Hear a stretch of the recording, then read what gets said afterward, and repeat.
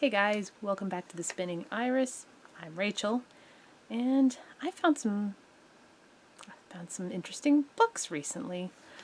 So went to the dollar store and got what I usually get at the dollar store, and decided to check out what was in the free bin at the used bookstore right next to it. And usually find at least one interesting thing in there. Usually a lot of garbage like old textbooks and random romance novels, stuff in pieces. But walked over, looked inside, and found a treasure trove of Nora Roberts novels. I had gathered up a stack of 10 free books, and I felt so bad. I couldn't just walk away with free books. I felt so bad. So I went inside and picked up and actually purchased a book that I had contemplated getting before, and thankfully it was there. This one, Kindred and Wings by Philippa Ballantyne.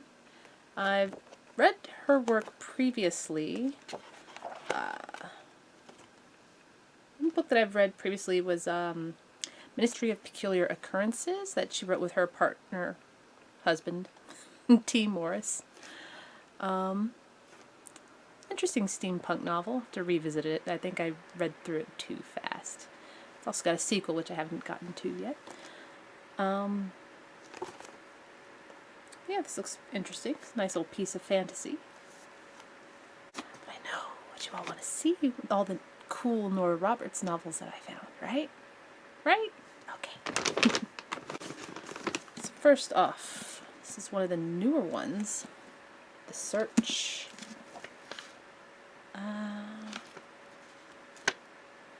Another one in the Pacific Northwest. Ooh. She's been into dogs recently, as you can see. Yeah, dogs played a huge part in the last two newer novels of hers that I read. The Obsession and Undercurrents. They're really good. The dogs are really, really good too. Let's see. Born O'Hurley. I think these were two older novels in one compilation here. Nora Roberts has written a lot of family-oriented romance novels. Probably one of the biggest ones is the Donovan Legacy series, which I have not read yet. Or the McKay brothers.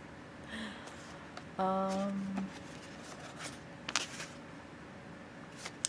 have read the Stanislavski series, except for Waiting for Nick. I haven't gotten to that one for some reason. And then her Chesapeake Bay series, which is also really good too. Different sort of family setup in that one, mostly adopted brothers. Still good. This collection has The Last Honest Woman.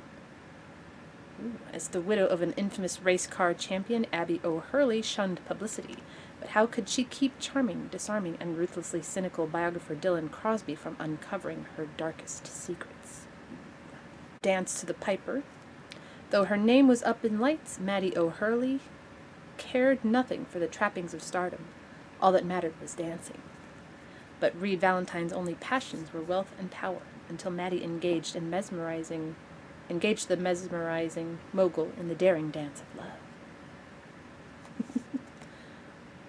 Let's see, how old is this one actually? Originally 1988, so yeah, pretty old. Oh, still sounds like fun. Two brief little romance novels. Oh, O'Hurley's Return. So Chantal O'Hurley has parlayed talent, breathtaking beauty, and indomitable will into stardom. But though she needs Quinn Doran's protection now, the sexy, cynical P.I. utterly infuriates her, threatening to melt her icy facade and ignite her heart. That's Skin Deep. And the second one in here, Without a Trace. A life of adventure and intrigue has left Trace O'Hurley bitter and world-weary. But in the innocent arms of spirited damsel in distress, Gillian Fitzpatrick, Trace finds himself longing for the life and family he left behind. Uh-oh. Let's see how old these are. 88 and 90. One thing you can say about Nora Roberts, she is a prolific writer. Next, Shadow Spell, Book 2 of the Cousins O'Dwyer trilogy. I'm trying to remember if I had the other two. It's quite possible. I need to go through a lot of what I have and update my library log. Castle featured in this book is Ashford Castle. Very cool. This is one of the newer novels, 2014. It's got, you can tell from here, it's got jagged pages. Kind of like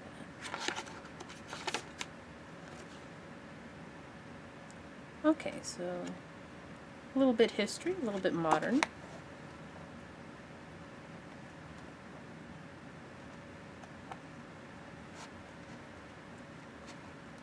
Means I'll have to find book 1 before I start this. This is The Last Boyfriend, book 2 of the In Boonesboro trilogy. I'm pretty sure I got books 1 and 3 at the last library fundraiser, so this was an epic find. Cool thing about Boonesboro is it is a real place up in Maryland. Same little town where Nora Roberts and her husband have their bookstore, Turn the Page bookstore. Would love to get there one of these days, especially for one of her book signings. You know, once things get back to a little bit more normal. Got a hardback, Chasing Fire. It's like another of the newer ones, which I didn't have already. I hope. If I do, oh well. This is a slightly newer one as well, from 2011. Let's see, it is basically about smoke jumpers. I previously read another novel called Smoke Jumper by a different author. That book it started off okay, then it got really frustrating. It's also one of the books I was reading aloud with my mom when she was driving back and forth to school. So that was a little awkward. It's like, reading aloud a romance novel. But I don't think there's much in the way of sex scenes in that book, but man, was it a frustrating read. But this, it's Nora Roberts, so it's not going to be frustrating. It should be pretty classy, should be pretty exciting, should be full of emotion. There's one thing about Nora Roberts, she's not afraid to write about difficult topics. Let's see. Smoke jumping is no joke. It is pretty dangerous. So this should be pretty exciting. And a better smoke jumper book than Smoke Jumper actually was. And let's see. The last 4 are part of a larger series, which I'm not sure exactly how many books are in it now. Let me check real quick. The in-depth series has 52 novels in it. Probably see number 53 sometime this year. Like I said, Nora Roberts is a prolific writer. and she writes the in-depth series under the pseudonym J.D. Robb. Remember the first time I saw that, I was shocked and confused, and after reading the novel I was excited and curious for more. First one that I've read this series out of order since day one. I think the first one was called Ceremony in Death, or was it Ritual in Death. That one was pretty intense. It's much different from the way she normally writes. In the in-depth book series, it's about New York City cop in the very near future. And these I was most excited for. Glory in Death and Immortal in Death. These are book 2 and 3 in the series, and probably the hardest ones to find. It took me a while to find the first one, Naked in Death. This was, I remember the series was supposed to be only 3 novels, typical Nora Roberts trilogy, but the main characters she created here are just so engaging, entertaining, and love them to pieces. The first victim was found lying on a sidewalk in the rain. The second was murdered in her own apartment building. Police Lieutenant Eve Dallas had no problems finding connections between the 2 crimes. Both victims were beautiful and highly successful women. Their glorious lives and loves were the talk of the city, and their intimate relations with men of great power and wealth provided Eve with a long list of suspects, including her own lover, Rourke. As a woman, Eve was compelled to trust the man who shared her bed, but as a cop, it was her job to follow every lead, to investigate every scandalous rumor, to explore every secret passion, no matter how dark or how dangerous. That's Glory in Death.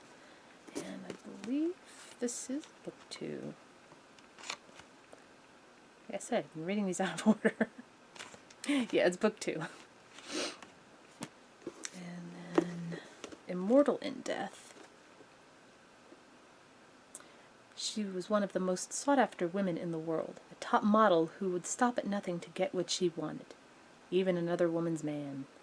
And now she was dead. The victim of a brutal murder. Police Lieutenant Eve Dallas put her professional life on the line to take the case when suspicion fell on her best friend, the other woman in the failed love triangle. Ooh. Eve found that the world of high fashion thrived on an all-consuming obsession for youth and fame, one that led from the runway to the dark underworld of New York City, where drugs could be found to fulfill any desire for a price. I wonder if... Yes, it is. Okay. One of the things about reading the series out of order is you get mentions of incidents and characters that appear or happen earlier on. Including an incident with Eve's best friend Mavis, who is like Eve's complete opposite.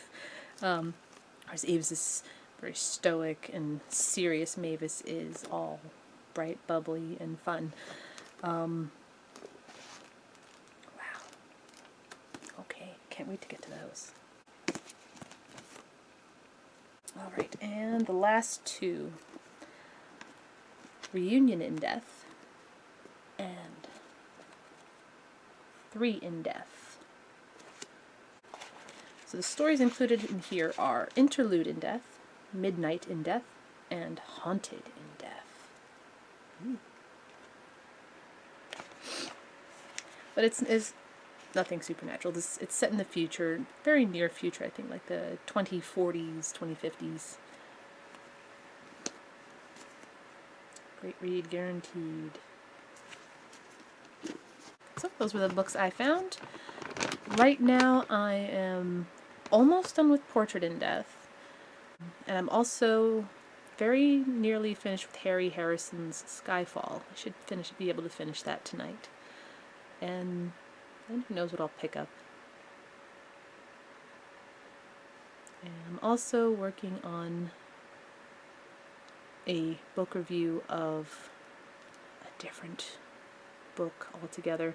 that I read a few months ago, and it's kind of been stuck in my brain, and I need to talk about it. So look forward to that. Once I gather my thoughts on that, you'll see that up here. Well, that's it for tonight. Take care. See you next time. Bye. So, I was about to call it a night. Did my hair and everything. So I walked over to the bookshelf on the way to my room, and on this particular bookshelf there are some books that belong to my sisters, and I was just kind of seeing what was there. A lot of old kids' books, some of them mine, some of my sisters, and then I saw a familiar name, and I know what I'm reading next. Seven Spiders Spinning by Gregory Maguire. If this is the same Gregory Maguire. Yes, Gregory Maguire, the author of Wicked.